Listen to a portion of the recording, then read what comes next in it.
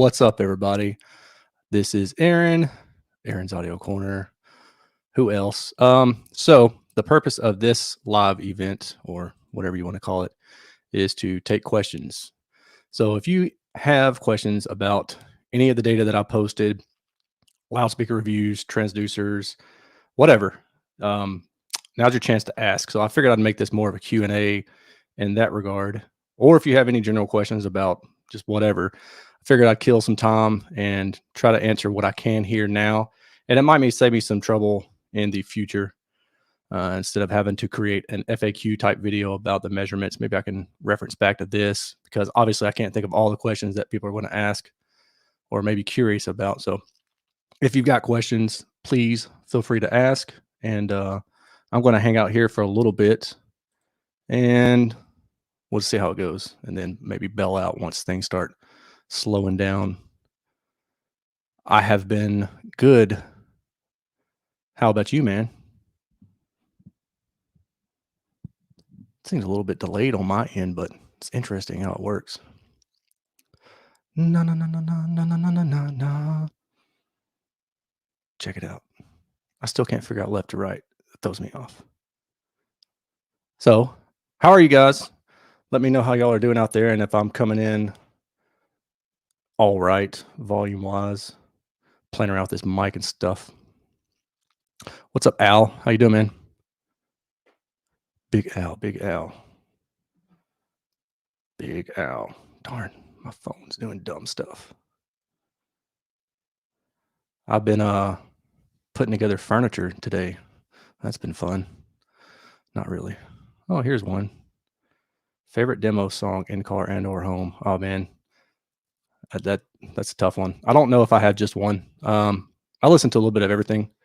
I mean, I always talk about how I listen to 80s music because I'm an 80s music junkie, but do listen to a little bit of everything. So rock, rap. I mean, you pretty much name it other than classical music. I don't dig classical music. It's not my style.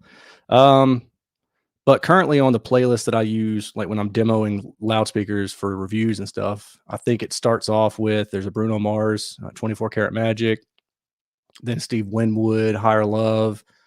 Some of my favorites, Dire Straits, Money for Nothing. That's just a go-to.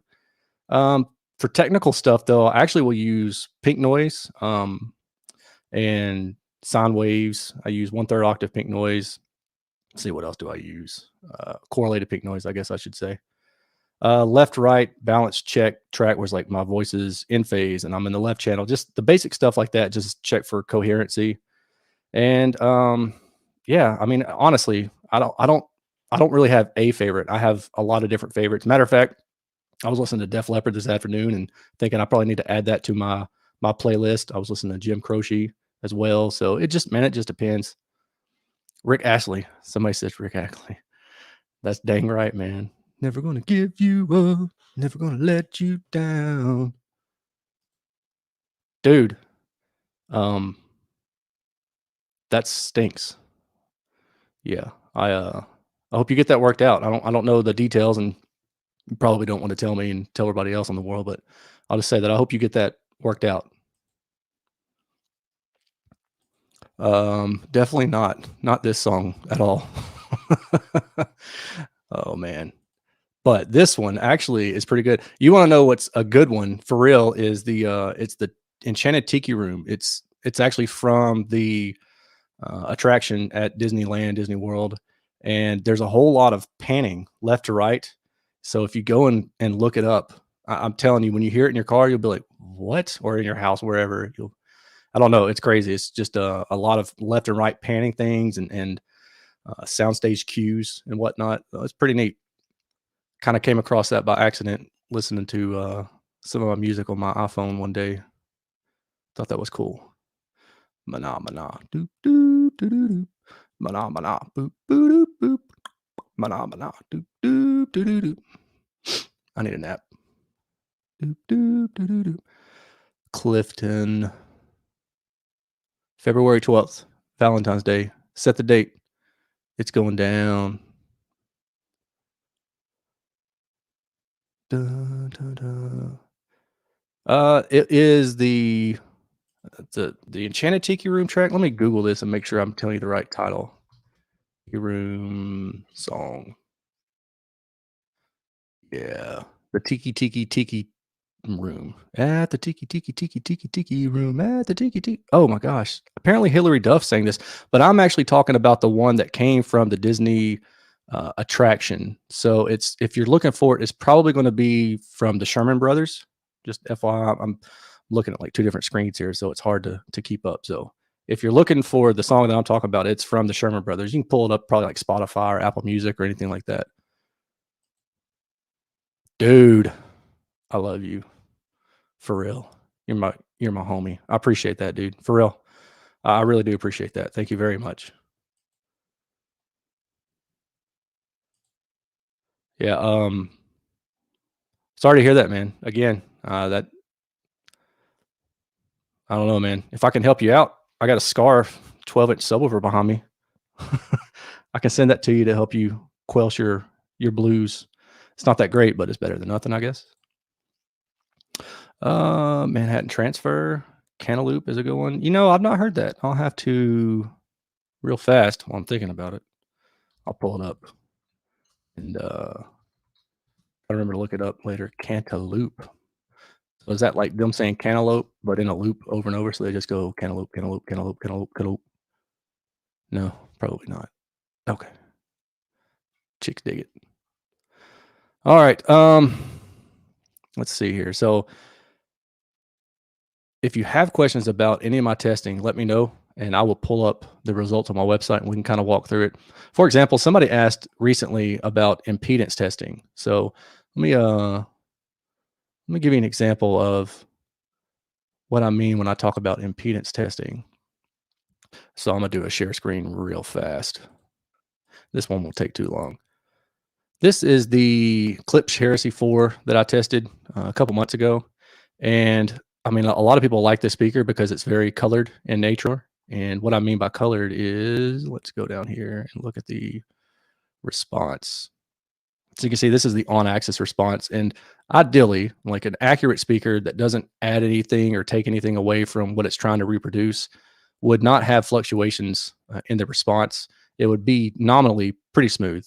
And whether or not, you want to tailor the sound with a bass profile sloped off or treble, increased or whatever, that's up to personal taste. But ideally, nominally, you have a pretty flat response. But this Klipsch is very colored. I mean, it's deviating all over the place from a flat on-axis response. But you'll notice some things going on around this area, just some wild variances, right?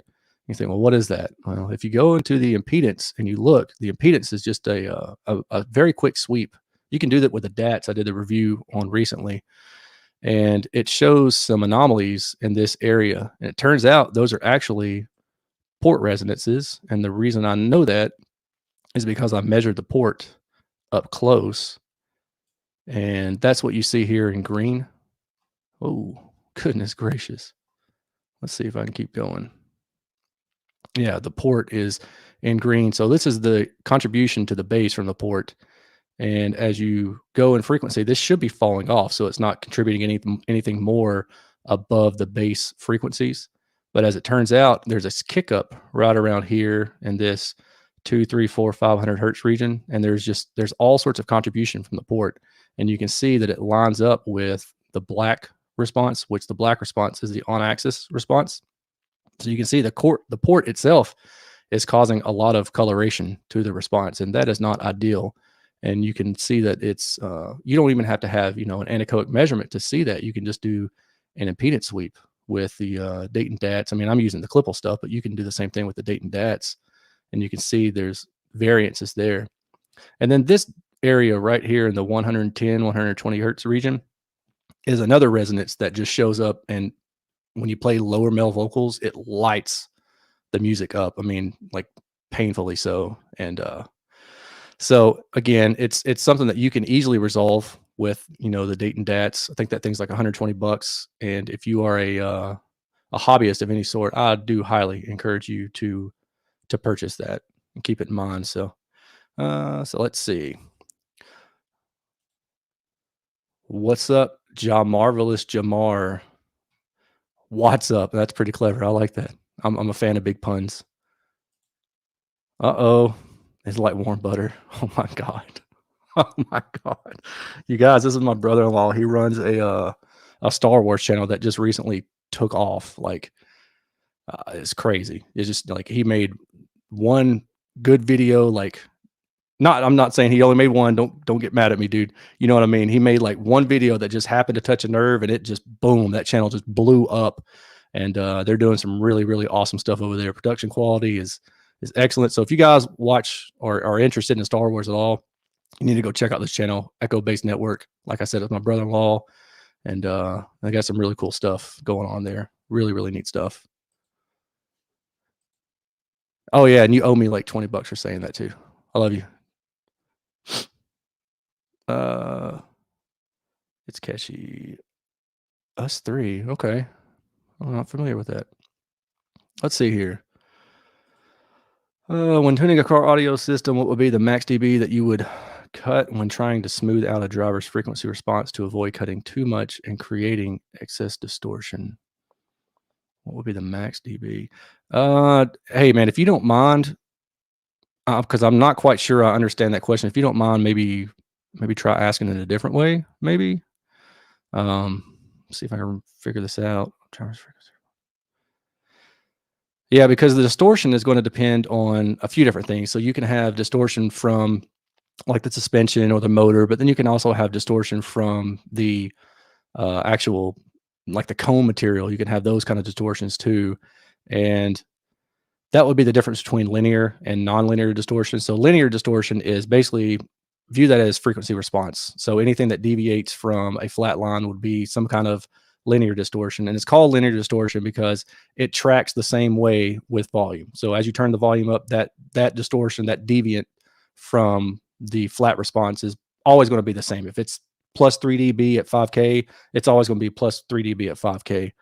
But nonlinear distortion is what happens when you turn the volume up and you start off with a little bit of distortion at low volume, but you get a whole bunch of distortion at higher volume. And that's nonlinear distortion. So, you know, nonlinear distortion is more like a bass type thing. You know, if you're cranking bass and you're pushing the drive unit just way too far, then you would get a lot of, you could get IMD distortion, you can get harmonic distortion. And it kind of just depends on what you're doing to it. And then on the top end and the higher frequency spectrum outside of the beaming point, which the beaming point is easy to calculate. Pretty much any cone driver, you can just say the speed of sound divided by 2 and then divided by the diameter of the speaker. So for example, I'll throw something up over here real fast. Don't make the feeling grow. Where did there it is.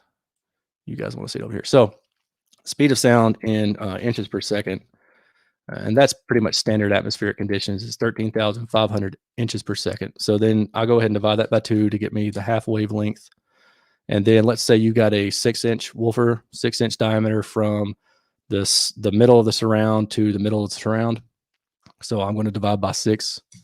That says the beaming point for a 6-inch woofer is 1125 hertz, which means that when you get to that point, somewhere around that point is when the off-axis response starts to fall off. So up until that point, the off-axis and on-axis response have the same energy. But when you get to 1125 hertz for this 6-inch driver, the off-axis response starts to fall off. And the higher you go in frequency, the more lower in amplitude the off-axis response is. So most likely you're going to be crossing the speaker over below that beaming point. But if you cross it above that beaming point, that's when you start to run into issues with the nonlinear distortion from like the cone breakup, or I'm sorry, the linear distortion from the cone breakup. So I don't know if that helps, but let's see what else we got here. So you're referencing the NFS. I actually don't have it in yet, but I did get a shipping notice today, and it's being air freighted. It looks like it may arrive in Memphis, in like the international hub on Tuesday. And I don't know how long it's going to be held up in customs. Hopefully not long, but I don't know, man. Maybe it could be here as early as the end of next week. So I'm super psyched. I've got to get the garage cleaned up and cleared out and find a place to put it. How much would I cut a tweeter compared to a mid bass driver when EQing? I would just try to match the levels. And so, let's say you have the speakers at the exact same sensitivity and they are placed right next to each other. So in their mounted position, let's say they both average from 20 hertz to 20 kilohertz. The average response is 85 dB in sensitivity, then you're good. But obviously, that's never the case. You're using different drivers, they all have their own different sensitivities. And then the location plays into that as well. So, if you kick mount a mid woofer, then you're going to get some gain there. If you cell mount a tweeter, you're going to get some gain there. If you mount it in the pillar, there's going to be some kind of gain there. And it's going to depend on where you mount it. But I would just try to match the response levels. So that way they sound the same in intensity. Based on my research, what is an underrated performing car audio subwoofer? One that doesn't get as much love as it should. Honestly, I haven't tested as many as I would need to give you a good answer for that. I mean, that's just the truth. The one that really kind of surprised me, and it's been a long time since I've tested it, was the Rhythmic. So the Rhythmic is a home audio subwoofer, and I think it's I want to say maybe the F12 or the FG12, something like that. It's been so long since I've tested it. But the drive unit that came in it, I took that out and Clipple tested it, and I was really impressed. For some reason, I want to say it might have been 17 millimeter one way. And at the time, I think you could buy that raw drive unit for like $150. And that thing was dope. But to answer that question, it's just going to take me more time to have more of those specific tests under my belt. Most of what I tested in terms of drive units has really been like mid bass, mid range, and tweeters, but to a lesser degree. Let's see here. No. Yeah, I agree with that. When cutting peaks, yeah, again, just level matching. When cutting peaks, a smooth sound, generally do it at your listening volume. Yeah, same thing. Don't recommend using a hammer to smooth peaks. It's not good for the speaker. Yeah, no, you generally don't want to use a hammer on the speaker. Now a jackhammer, that'd be pretty cool. Uh-oh. Oh no. Uh-oh. I got myself. I think this is my kid commenting. What's up, kid? Shouldn't you be reading? Love you. Let's see here. Running a two-way passive front stage, factory locations, mids indoors, and tweets in the dash. Huh. Does crossing the tweeter over at a lower? Yes, it actually does. But that's the problem, is because they're separated so far. All right. So you can take, same thing with speed of sound. You can take speed of sound and you can divide it by the distance that's separating the mid and the tweeter. So again, I'm going to use a calculator here. And let's say that you measure the distance between the mid bass and the tweeter and the dash to be, 3 feet. So we're just going to say 36 inches.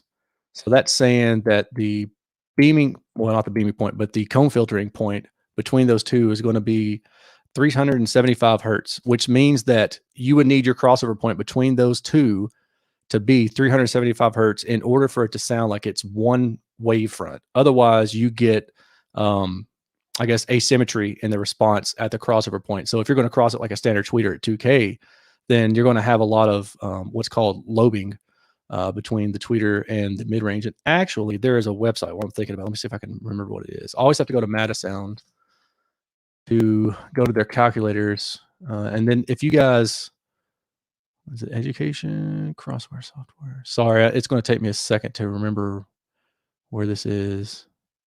But there is a calculator that I often use to help me find, gosh, where is it?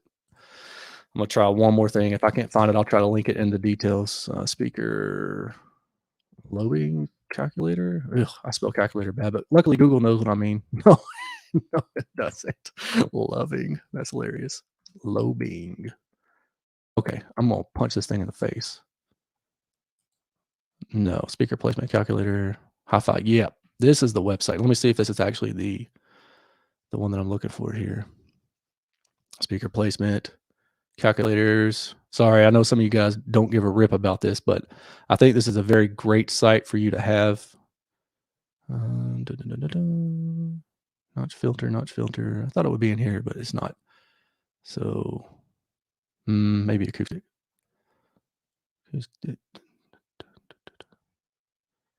Well, this is kicking my butt. Wow. Loudspeaker. There it is. Lobing between two spherical wavefronts. Okie dokie. Distance between chassis. So this is assuming that you've got like a speaker, on a baffle.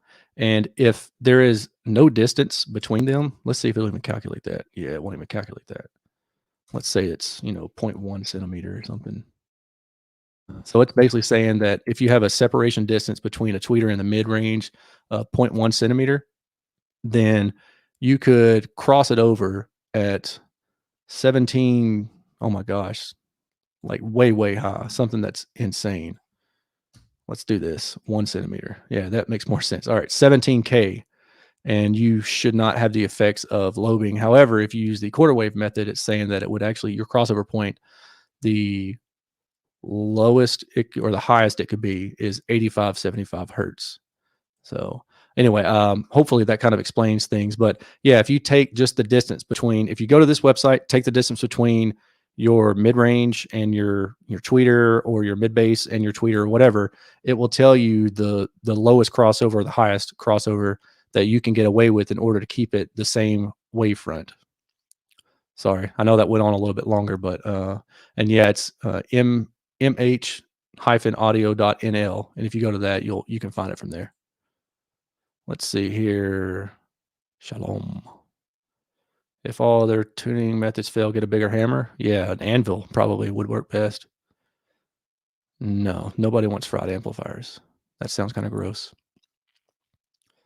No. Carla competition need 2 EQ settings, one for full volume, another for dB drag. Yeah, so I don't do dB drag. I've actually when I compete, I only keep one EQ setting saved, and that's because I'm too ADD to ever remember to go back to the quote real tune. So I just keep one setting, and that's it. Is doing a good job with his OE car audio. I do not know who Savage Geese is. So we got a link. Throw it up there, and I'll try to take a look at it later. I might know who he is, but it's not ringing a bell. Do I have any plans on testing at Dayton? What's really funny is a buddy of mine who lives in town, and he may even be watching. If you are, what's up, Ashley? How you doing, man? He actually messaged me, I think yesterday, or the day before, and said, I'm watching your Scar video. I've got an 8-inch and a 15-inch Ultimax. Would you like to test them? And he lives, not too far, maybe 10, 15 minutes from me. But I'm wrapping up. I'm not doing any more driving unit testing for a little bit, because now I'm getting the NFS in, hopefully end of next week. And I've got to get ready for that. Then I've got to set it up. Then I've got to start testing and work all the kinks out. And then I've got 3 loudspeakers to test: the KEF R3, the Dutch and Dutch 8C, and what's the other one? Oh yeah, the JBL HDIs that I just got in earlier this week. And then on top of that, I've got 2 subwoofers that SVS has loaned out to me for testing, and I've got to get those back as soon as possible. So it's going to be a while before.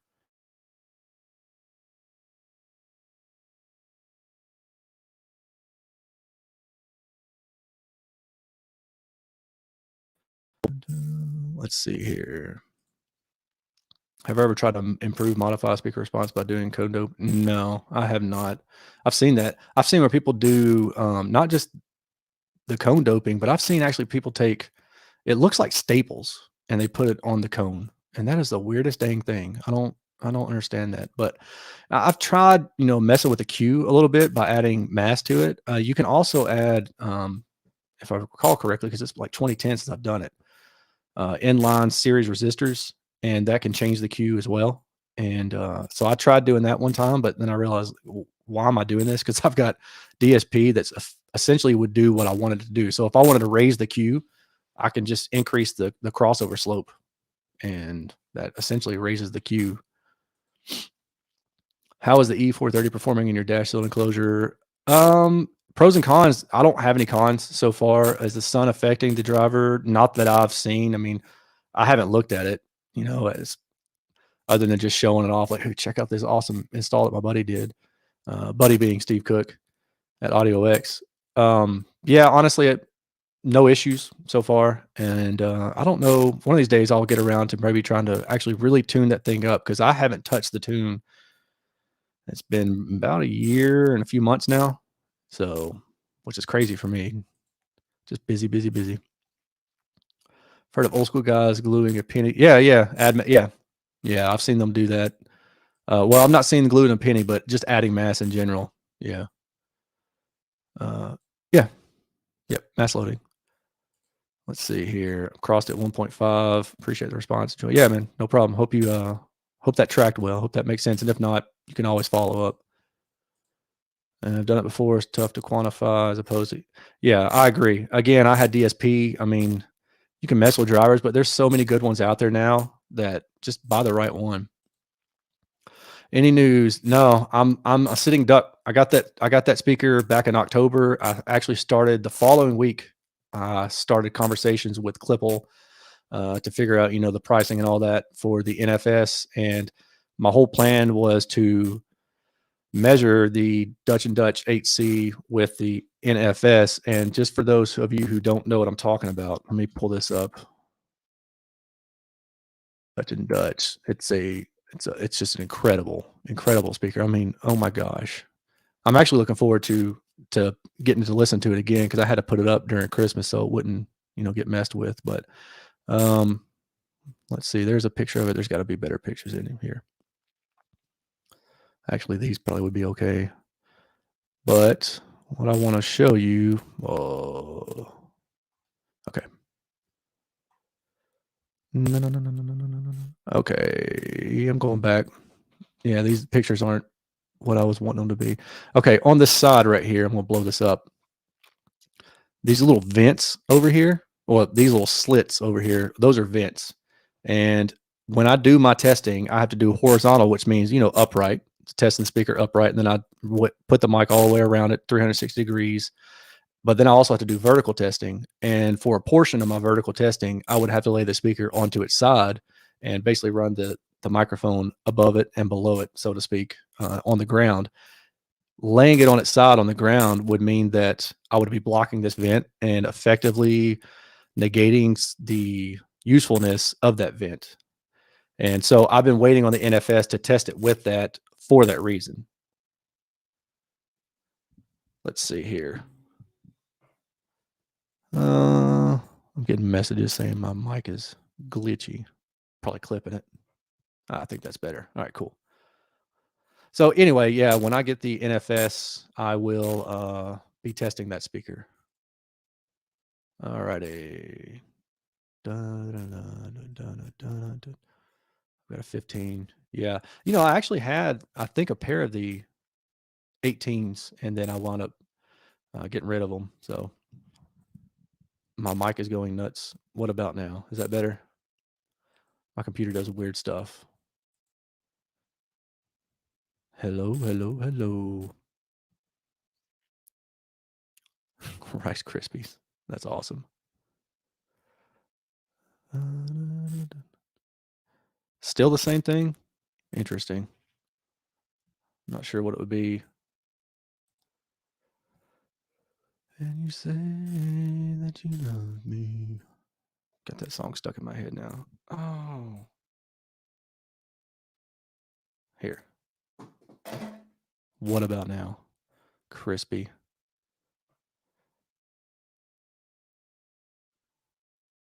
Do. All right. What about now? What about now? That's so weird. Why is it doing that? Rice Clipsies. That's pretty funny.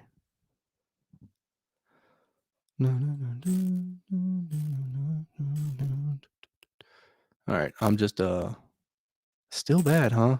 Yeah, I don't know. All right, let me reboot this thing and I'm gonna try it again. So give me a few. See what happens here.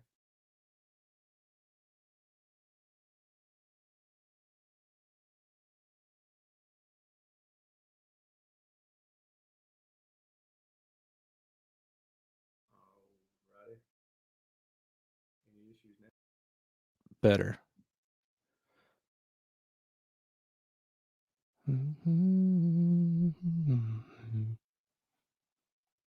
Yeah, my computer's got some weird glitch in it. It's had it for a while where it will like kind of freeze up on its own.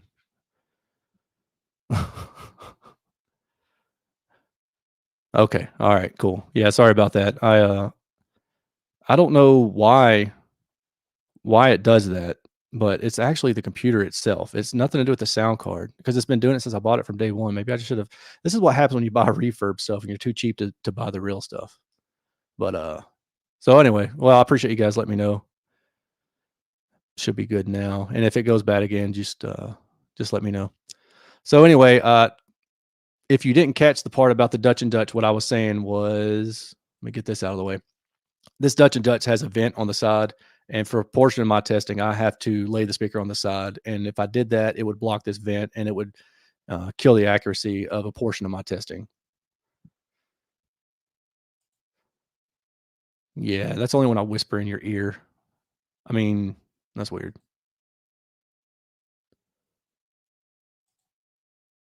Cool. Thanks. Yeah, man.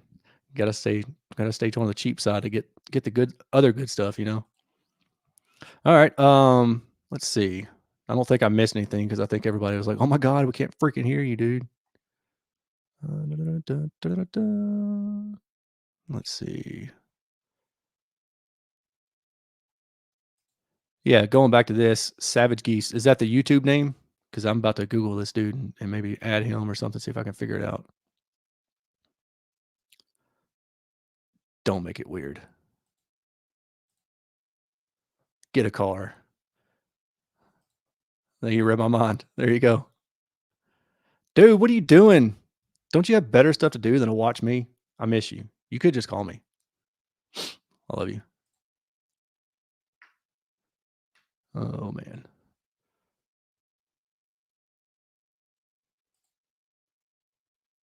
You guys are making this thing super weird now. All righty. Let's see here. Oh.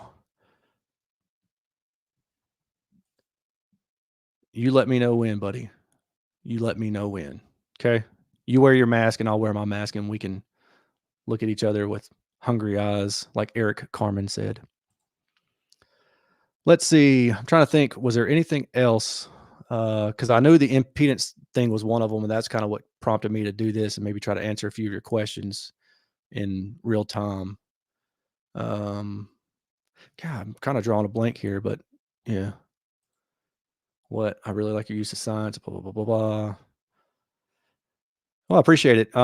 Yeah, I truly believe that science is much more important than just some dude's opinion. Plus, like, I don't know, a dude gets a speaker and he's in a bad mood, and then that speaker gets tanked because he was in a bad mood. And it's so easy, man. It would be so easy to order stuff and to plop it on a desk and throw a camera in front of me and say, "Oh, this is what I heard," and then have no accountability. And then you go buy the thing and you're like, "What?" And that doesn't like promote the science of things either. You know, like if I do that, if I say, "Oh, the highs weren't high enough," or "the crisps weren't crisp enough," then what does that mean? You know, like, am I talking 7K to 8K, or am I talking 1 to 2K? And that's the other thing. Like, that's my other gripe with a lot of the no, I'm sorry, subjective only reviews is that these guys, you know, should have pretty good trained ears. They should be able to tell me frequencies instead of just saying, you know, high frequency or mid range. Like, dude, mid range covers like 200 hertz to 2 or 3 kilohertz. There's a whole lot going on in mid range. And if you're not going to be more specific, then that doesn't help much, you know? So, whatever. That's my side rant. I don't want to get drawn into that crap. Unobtaining of super expensive audio speaker equipment you'd love to be able to own. Well, for me, anything Macintosh, just because I love not their speakers. Their speakers they don't make any sense. But their amplifiers and anything electronic stuff that they make, man, I would love to own that stuff just because I think it's so cool. Speakers, you know, the Dutch and Dutch 8Cs that I've got here testing, and those things are incredible. And then outside of that, you know, there's other speakers that I think look really cool, like the Kef Blades. They just look really unique. The Biolab or Baolab, not sure how it's pronounced, 90s. Those things are incredible. And let me Google those because I know some of you may not, some of my audio buddies may not, or car audio buddies may not know what I'm talking about here. 8,200 watt speakers. These speakers are ridiculous. So inside of this are a whole bunch of ScanSpeak speakers, drive units. Come on now, show me the good. Oh my gosh, you'll put me to sleep here. You're not going to show me? Oh, killing me, Smalls. Let's see if I can find a good. Yeah, maybe that'll work for now. So they've got like, I don't know if phased array would be, what the heck? Okay, just look at this picture. See, they've got, I'm pretty sure these are all ScanSpeak speakers. I know that they use a ScanSpeak 12MU as mid-range, the illuminator, because the cone is it's an obvious telltale. And then I'm guessing maybe they're using the Beryllium ScanSpeak tweeters as well, but I'm not 100% sure. But the speaker is just crazy looking. And I think they have an app. I guess it's maybe controlled from the phone, maybe computer, maybe both. I don't know, but they can steer. You can change the dispersion pattern of the speaker to be very wide or very narrow, depending on your tastes, your room. But what does this say? The price down here is about 60 pounds, 60K pounds. So let's see, GBP to USD. What is that? 82 grand. Yeah. So that would be one speaker that I would love to be able to hear. I'm doing all this crap. I'm not even showing you. Let me go back to screen share. Good Lord. I'm such a noob. All right. Sorry. Now I'm back. This is the Beolab 90. This is the speaker that I was just yapping about, and you didn't even see it. But yeah, look at all this. The ScanSpeak, I believe these are 12MU mid ranges, probably ScanSpeak Beryllium Dome tweeters. I'm sure all this information is there if I just took the time to Google it, but I don't want to do it right now. But you can see, one side there's just a pair. This other side there's a bunch of crazy speakers. I mean, these things are ridiculous. Oh yeah. Let's see. I mean, look at this. Look at what is this? This is crazy stuff. So I would absolutely love to be able just to demo those. I'm not even saying I want to own them because I don't know what they sound like. I would just love to be able to demo those. Let's see here.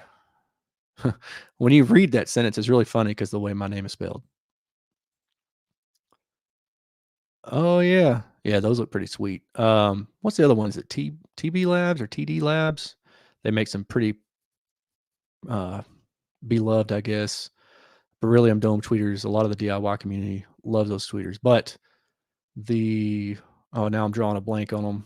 I'll have to come back to them. There's another brand that's come out somewhat recently, Bleesma, that makes some really cool stuff. 20K less expensive won't sound good, even though some may measure better. Yeah, that's true. Yeah, I think when you get to a certain point, you're not even paying for performance anymore as much as you are paying for the aesthetic. However, with something like the Beolab, that's definitely a caveat to that. Yeah, that answers that's the answer for me. Would love to hear your take on firing mids or wide bands. I would firing mids into the dash is fine. I do that. I would never first of all, and this isn't a knock against anybody else. I don't like wide band speakers for a couple of reasons. One is a lot of them are poorly made. The cone isn't well damped, so there's a lot of resonances outside. Maybe like an octave or so above the beaming point. We went over the beaming a minute ago, so I won't get back into that. But the other thing is the fact that they beam. So if you take a 3-inch mid range and let's see what that calculation is because I can't do maths in my head, but let's say you've got a 13-inch mid range. It's going to be beaming around 2300 hertz. So that means that the off axis response is falling off. Most wide bands, seriously, most wide bands and mid ranges, once they get above that point, maybe like an octave above it, so the 5K range, they start having issues, modal issues in the cone itself. So there's like peaks and dips and all sorts of stuff. And as you go off axis, those things don't translate well either. So it's doing different things on versus off axis. And that really colors the sound as it's reflecting. It comes back to you. And that's one reason why I don't like wideband speakers. And then again, going back to the fact that it's already beaming at a lower frequency. In my experience, I prefer a wider directivity speaker, like a wide sounding speaker, is something that's more omni than it is highly directional. And the reason I like that, I prefer that sound, is because it at least in my experience, it provides a better, bigger soundstage. Really, it kind of includes that sidewall bounce, and in our cars, it would be like the side glass, and helps the soundstage expand a bit. But in the car audio, really, your soundstage is only going to be about as big as the physical placement of the speaker and or the physical reflection points. Now, I know some people will argue with me, and that's fine. They can argue with me. I'm just going to disagree. That's pretty good. That's pretty good. What's up, man? What's up? All that good, good. Let's see here. Yeah, what is the advantage of Beryllium? I see it used a lot. Super high end tweeters. Yeah, so the mass is lower. It's supposed to have better transient, which I mean, I don't, to me, honestly, I see that said by people I respect, like loudspeaker engineers that I respect.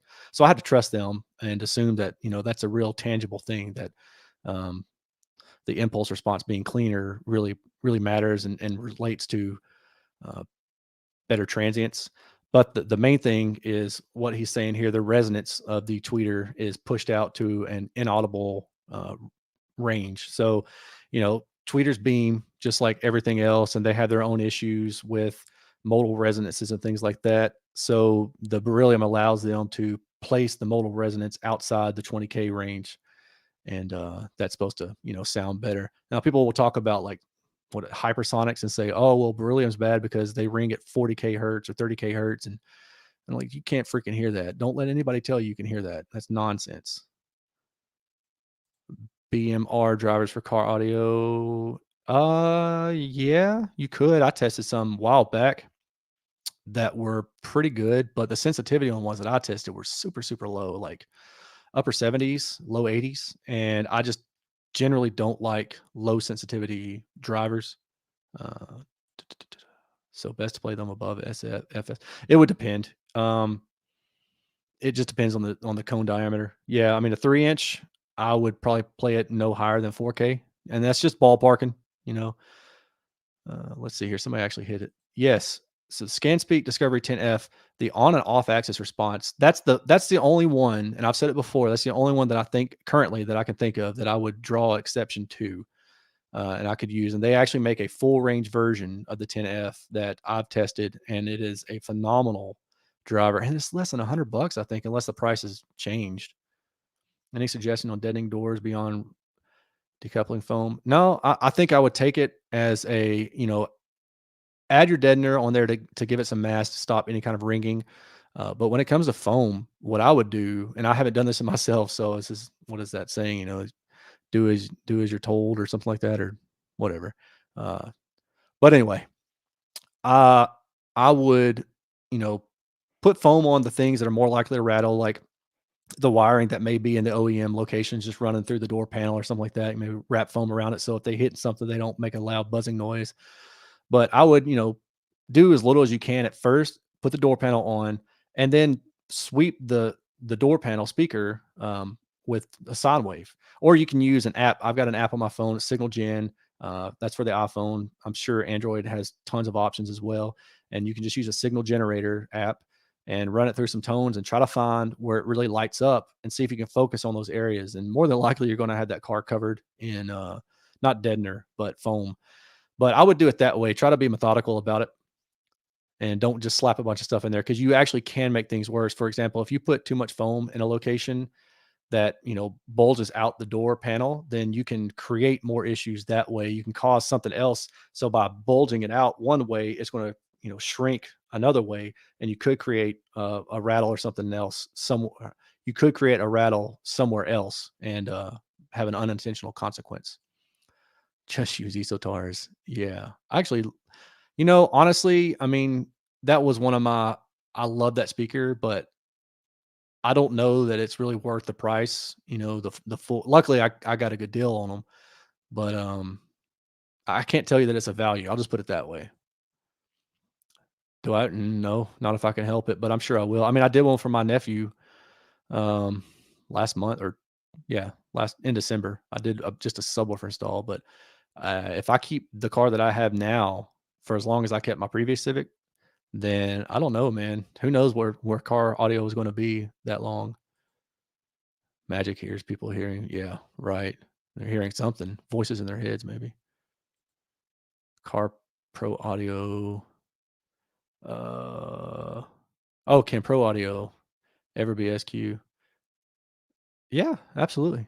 Um, Matter of fact, some of the really, really good um home audio speakers were, you know, watered down, I guess, from pro audio technology.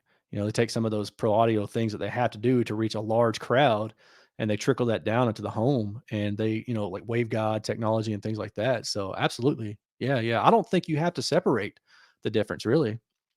Now, waveguides at your knees, no. No. They always sound I don't, I'm not getting into that. I just don't like them. Uh yeah, but the harmonics of 40K. So a harmonic of 40K, the second harmonic is 80K. I mean, your dog would be like, maybe. Oh, every tweeter can. You just don't want it to. Yes, that thing. That's what I meant to say. Yeah, you see, you guys know what I'm trying to say. See, I don't have to finish my own sentence. There we go. Yeah, absolutely. Cost does not always equal better performance. That has been shown time and time again. Absolutely. Yeah, no doubt. Yeah, I mean, the Dynamat really is just more for, lowering the resonant frequency of like a panel or something, but the rattles generally come from something hitting something else, not a panel vibrating, but, like a door card, hitting, you know, I'm trying to think of like speaker wire or something inside the door, so you get that speaker wire rattling and hits the door card or just other things hitting other things. My old car, man, I had it gutted apart so many times, just covered in like insulate foam, just all sorts of stuff. I even took polyfill and stuffed it into all the crevices in the car. I took two-part epoxy and sealed up the what's the word I'm looking for here? Basically, like all the holes, for lack of better words, like the frame rails. That's what I'm trying to think of. Yeah, I've sealed up the frame rails, and I don't know if that helped, but man, that car was like luxury car quiet for a 2006 Civic. Oh, thank you, man. Yeah, dude, I love that car. I hated to get rid of it because I love the system in it, but I was at that point, that car needed so much work, it wasn't worth it. And I'd been driving it for 13 years and I was just sick of that stupid car. I could not take it. Car tags. Yeah. Yep. That was one of the first things I fixed. Yeah, exactly. Man, that car was goodness gracious. I gave it away. Literally, my friend has a shop in the next town over, an auto repair shop.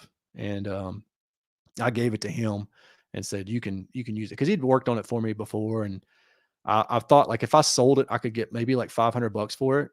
And I was like, I'd rather just give it to him and let him get some use out of it because he'd always been helpful to me when I needed stuff. We talked about that a while back, and I haven't heard from him since I think it's been September or maybe October. If he wants to, he can. But, that's up to him. Yeah, I mean, I'm fine with doing it. My offer still stands to test them for him, but, I'll just leave that up to him. Yeah. Yeah, and the simple reason why a two-way front stage can sound as good as a three-way front stage is because people. So, if you're tuning a three-way front stage and you don't know what you're doing, then you can make it crappy, and somebody that knows what they're doing can make a two-way front stage sound great. The benefit of the three-way front stage, in my opinion, a few things, and we talked about, separating drive units and the issues that causes. If you separate a mid bass in your door panel and then you have the tweeter all the way up in the dash area, that long distance between the two makes it hard to get a good crossover and a good soundstage and wavefront coming at you at the same time.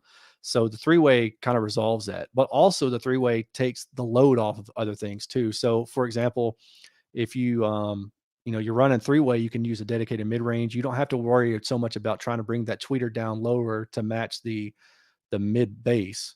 And because of that, then you can take some of the stress off the tweeter. You can also take some of the stress off the mid bass by not having it play above a certain point that it might not be good at playing. And then you just have the luxury of being able to kind of put things, where it's maybe a little bit easier and you can work on a better compromise. But you can certainly have an excellent two-way front stage. I mean, one of the best cars I ever heard, Kirk Proffitt's Acura TL, uh, two-way front stage, and dude, it knocked my socks off. And yeah, so if you know what you're doing, you can definitely do great with a two-way front stage. We laughed at people out. Oh, we laughed people out of the DB drag that had a license plate. Oh, yeah, I bet, man. I bet you call them noobs. Like that's the first shameful step. That old thing. It even got backed into. All right, so this is definitely my wife. Oh, so I forgot about this. So here's the deal. Another car audio guy, who I'm not going to name. I don't know if he would want me to name him, but I I'd made a deal with him where I was going to sell him the old Civic, and he was going to use it as a project car for him and his son. And I can't remember. I think we were waiting around a while for something. Maybe he was not going to be able to get to it and he wanted to come and pick it up, but it was going to be a little bit later. So I'd got my new car and I parked the old Civic in the driveway, and my wife was backing out and she's not used to a car being in the driveway. So she backed right into the bumper of that thing and just put a huge hole in it. So I texted the dude and I said, yeah, I don't know if you still want this car. And he was like, nah, I don't want the car anymore. I mean, it was already not worth nothing, but then it was definitely not worth nothing. Yeah, I agree. Rattle trap sound, not cool. Kirk is definitely the man. Absolutely. She will probably wind up getting, well, I don't know. I was gonna say she may wind up getting Lindsay's car, but I don't know. I wouldn't attempt car audio without DSP. Yeah, I wouldn't either. I mean, if you just want sound, that's one thing, but if you're trying to make it, sound good, really good, then you absolutely need DSP for sure. Let's see here. Did I miss anything? Da, da, da, da, da, da, da, da. I got one for you guys since I was asked this earlier. Why don't y'all, if you have one song to play to demo any system, your own, you go to a hi-fi store, you want to demo one, a car audio system, whatever, one song, what is it and why? Is it because it would knock your socks off? You just great dynamic range, or is it a technical thing where it would help you evaluate them like you wanted to purchase them? Tell me, I'm curious. There's wife is a real MVP of this. Artisans, lots of cousins, just like my. Yep, absolutely, man. My family are the MVPs of what I do for sure. Take the panels off and use silicone, place them back on. Yeah, I don't think I ever did that, but I know that I've been told that, and it seems like I might have done that with something, but I don't think I did. Now I actually did it for the can lights in my home theater because I'd seen somebody do that and make the recommendation, and man, that definitely worked. That was a huge help. Let's see. Al, are you being serious? Okay. I don't know, man. Reign of Kendo? Nightingale? That's a I'm not familiar with that. I'll have to, Reign of Kendo. I'll have to try to remember, check that one out. Joji. Is it Joji or Yoji? Well, it's not like you can tell me. I'm not gonna hear you. I guess I'm laughing out loud in my head. Dude, test tones. I'm telling you, test tones up to about 300 hertz are a great way to evaluate, bass integration, but then a switch of pink noise after that. Yeah, that's a good one too. That was introduced to me when I was in SQ for car audio. So I've heard that song like a bajillion times and I haven't listened to it in forever. But it's always so funny when I hear like an SQ system playing at a show. I'm like, man, that's been so long since I've heard that song. Pink Floyd Money. Yeah, that's a good one too. Safety dance. This safety dance. What's really funny is I was actually gonna put that on one of my NCSQ meets. That's a really good song. Pink Floyd. You know what? I don't listen to Pink Floyd. You ever have one of those bands that you just don't get? Like all of your friends are like, "That's the greatest band ever," and you just don't get it. That's Pink Floyd, and I know I'm gonna make some people mad, but Led Zeppelin's another one that I'm just like, they just don't do it for me, man. Yes, that is a great one. I love that song, and it gives me chill bumps every time I hear it. A single song. Yeah, I mean, that's what I'm asking, 'cause I don't have just one, but, if you had to pick one, if you only had time for one, what would it be, you know? Like, and mine would change from day to day. If I went into a store, my drive up there may totally change from what I intended to listen to what I wanna listen to when I got there, but I'd be curious, just curious what you guys are into, I guess, is the real question. Yeah. Yeah, I used to have that probably had that much in the floorboard of my car. It's crazy. It's crazy to me how you can have, door mounted speakers and still have rattle or resonance, like, at your foot in the floorboard. And that's just really interesting. It's an acoustic thing. Very interesting how that works. That's a good one too. Yeah, yeah, that's a good one. Yep. I agree. I think that's what I was just saying too. It had to be out of it. Well, then maybe that's why I don't really get it. Uh, yeah, I just don't. My mom, there's one Led Zeppelin song that she loves, and it's not Stairway, but it's one of their lesser known songs, and she'll play it for me and be like, "Oh, listen to this song." And I'm like, "I still don't it doesn't matter if I'm 8 or 38, I just don't get it." Today, Tom Sawyer mean something. Every time I think of Rush now, I think of that movie, is it I Love You Man with Paul Rudd, and I can't think of the other guy now, Jason Segel. If you guys haven't seen that, man, that is a hilarious movie, and there's a ton of Macintosh in that movie too. Ooh, that's a good one. That's an eerie kinda sounding song too. Yeah, actually, so the Eagles was the first concert that I ever attended, and what's funny about that is, um, it was like the early '90s when a lot of country people were covering the Eagles because there was like a dedication album by like Travis Tritt, I think, really set it off. And so a bunch of country people got together and they made a cover album of all these Eagles songs. So I went to see the Eagles with my parents, and I didn't know who the Eagles were. I didn't really know what to expect. And then they're playing all these songs. I'm like, oh man, Travis Tritt sings that song. And I think I was like 12 or 13, but yeah, that was it. And after that, I went out and bought the Hell Freezes Over because that was a tour that I saw him on. I bought the Hell Freezes Over CD, and I've been a big fan ever since. Although I will say that Don Henley is kind of a d bag, and apparently Glenn Fry was too. Yeah, if you ever watched their documentary, they got a couple different documentaries, but if you ever watch their documentaries, Glenn Fry talks about their one of their original guitarists, and gosh, his name escapes me right now, but I'm sure all of you guys know who I'm talking about. But anyway, when he talks about him, you could just there's a lot of animosity there. So R.I.P. Glenn Fry or Frey Fry. I'm going with Fry. 80s rock, man, dude. Motley Crue, freaking love it. Guns N' Roses, like them. I'm just kind of burnt out on Guns N' Roses. Although "My Michelle" by Guns N' Roses is a severely underrated hit, and if you don't know that song, I highly encourage you to go listen to it. I love that song. Yep, Hell Freezes Over. That was it. Hey Aaron, I seem to recall you mentioned having worked with the periodic membranes. What do you think about them now versus plain IV like Peter is doing? Yeah, I don't think you really need AP anymore. So AP was really designed for when you have really tight spaces. But now what you could do is you could just go with a Linkwitz transform, an LT enclosure, and that could help too. But AP, you kind of lose some sensitivity there too. And I don't think that there's a case where I would recommend going with an AP enclosure because I think there's probably going to be more alternatives.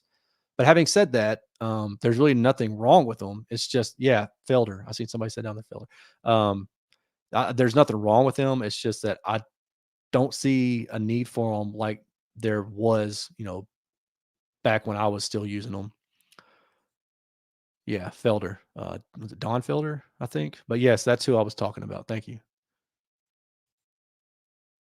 Probably a reason they broke up and got back together. Yeah, yeah. The best Eagle, dude. What is it? The Smoker You Are. The what is that? You guys know the album, and then the Barn Door album was a great one too. I mean, so many good stuff. Yeah, so and the reason I say that is because he's real big on, like, YouTube, like, he is the reason, from what I understand, that you can't find any Eagle stuff on YouTube, like, and if anybody puts anything remotely Eagles in their videos, he shuts that down, copyright complaints, like, immediately, which, that's certainly his right, but some of the stuff that I've seen other people on YouTube talk about, like, how they've gotten copyright complaints from the Eagles about him and his views on, uh music used on YouTube, just in general, just the new age of things. I don't know, man. He seems kind of crotchety from what I can tell. Frankenstein by Edgar Winter. Not familiar with that one. I'll have to look at that for love, for love as well. I'm saying for love because of this. Yeah, that's a good one. Um, you know, my kid's closet, I think. Purchased one from the kid's closet. Yes, 80s metal. It's just good stuff. You like it loud or you love it loud, like Kiss? You want to hear it loud. I want to hear it loud. Yeah, that's a good one too. Great drums in that. Yep, Don Felder. Yep, that's the one I was trying to think of. And Barnstorm. Yes, great album. Great album. All right. Well, it's been an hour, and I think I've exhausted any questions that you guys may have for me. So I'm going to split. I'm going to eat me some supper and go play rummy with my jam jam. I appreciate you guys watching, and hopefully I was able to answer some questions for you. But I got a couple more in here. How much wood would a woodchuck chuck if a woodchuck could chuck wood? Now, I'm not really sure. I would say about 3 or 4 pounds per day, and they had to rest on Fridays because. Yeah. So, yep. Some songs are possible to get loud enough. Yeah, that's true. That is true. Techno Dad, Shauna, man, how you doing, buddy? I'm glad to see you here. Unfortunately, you jumped on right when I'm jumping off, so I love you too, bro. I appreciate it, man. We'll have to get together sometime. Maybe I can join you guys again soon. Roll Tide roll. Man, I'm a Kentucky fan. I can't hear none of that stuff, but Al likes it. So all right. You guys have a good one, man. I'll talk to y'all later, okay? Peace.